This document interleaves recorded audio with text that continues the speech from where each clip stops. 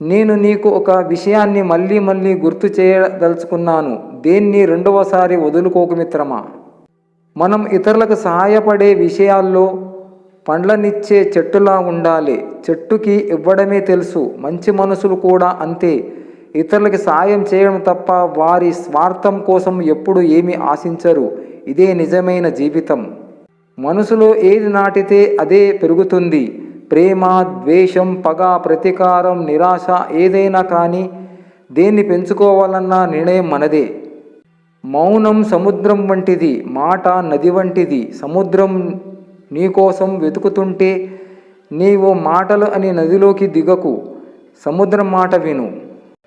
కన్నీరు మనకు వస్తే బాధ, అదే కన్నీరు ఎదుటివారికి వస్తే జాలి, అదే కన్నీరు పగవారికి వస్తే ఆనందం. రాలే రెండు కన్నీటి చుక్కలకు ఎన్ని తేడాలు ఉన్నాయి. అప్పట్లో పెద్దలను గౌరవించడం అంటే లేచి నుంచోవడం. ఇప్పుడు అంత సీన్ లేదు. ఇయర్ ఫోన్స్ చెవుల్లోంచి తీస్తే చాలు గౌరవించినట్టే. ఓటమి, ఒంటరితనము ఈ రెండు జీవితంలో చాలా నేర్పిస్తాయి. ఒకటి ఎలా గెలవాలో నేర్పిస్తే మరొకటి ఎవరిని నమ్మాలో, ఎలా బతకాలో నేర్పిస్తుంది.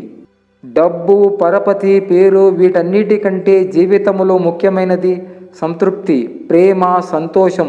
ఇవి లేకుంటే ఎన్నున్నా వ్యర్థమే. ప్రతి జీవిలో ఒక వినేవాడు, ఒక చూసేవాడు, ఒక మాట్లాడేవాడు, ఒక చేసేవాడు ఉంటాడు. మానవత్వం కలిపితే మానవుడవుతాడు. సుఖాల్లో పట్టుకున్న చేతుల కంటే కష్టాల్లో వదిలేసిన చేతులు ఎప్పటికీ గుర్తుండిపోతాయి. ఎంత ఆలోచించినా ఒక విషయం మాత్రం అర్థం కావడం లేదు. డబ్బున్నోళ్లతో స్నేహం చేసినంత మాత్రాన ధనవంతులైపోరు. తెలివైన వారితో స్నేహం చేసినంత మాత్రాన మేధావులైపోరు. కానీ మందు అలవాటున్న వారితో స్నేహం చేస్తే మాత్రం తాగుబోతులేలా అయిపోతారో ఏంటో అంతా మాయ. కోడలిని ఒంటరిని చేసి బాధ పెట్టే అత్తామామలు మీ వృద్ధాపంలో మీరు ఎంత బాధపడతారో వర్ణాతీతం కాదంటారా చెప్పండి. బయట పనులు ముగించుకొని వచ్చిన మొగుడికి కావలసిన చీకాకులు, చాడీలు, గొడవలు కాదు, ప్రశాంతత, ఆకలి తీర్చే చేతులు అంటే భార్య. ఎంతమంది నాతో ఏకీభవిస్తారు? ఎప్పుడు, ఎక్కడ, ఎలా కలిశారు అన్నది కాదు, ఎక్కడ పరిచయమయ్యారు అన్నది ముఖ్యం కాదు. పిలిచే పిలుపు, పలకరించే మనసు, వారి ఇష్టం, ప్రేమ, గౌరవం, ప్రవర్తన హృదయానికి అత్తుకునేలా ఉంటే వారు తెలియకుండానే మనకు దగ్గరవుతారు. మన జీవితంలో మర్చిపోలేని ముఖ్యమైన ఆప్తులుగా మారిపోతారు. మోసం చేయడం తెలివి అయింది, జ్ఞానం పంచడం అమాయకత్వమైంది, నిజాయితీగా బతకడం తెలివి తక్కువతనమైంది.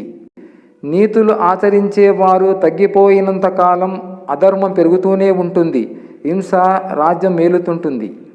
భార్యాభర్తల అనుబంధం. భార్యాభర్తల మధ్య తగాదాలు వచ్చినప్పుడు మన్నించమని అడగవలసిన అవసరం లేదు.